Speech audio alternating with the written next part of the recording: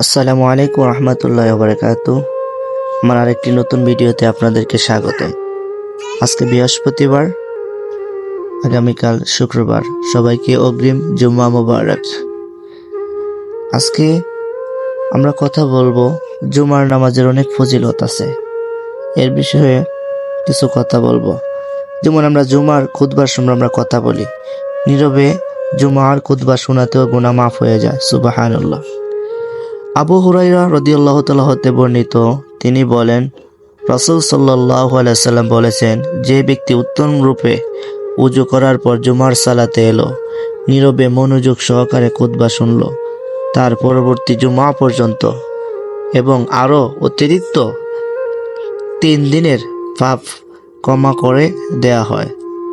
আর যে ব্যক্তি অহেতুক কথা বলবে, ফুসফুস করলো, সে অনর্থক কথা বলল, বাতিল, ঘৃণিত ও প্রত্যাখ্যানযোগ্য কাজ করলো।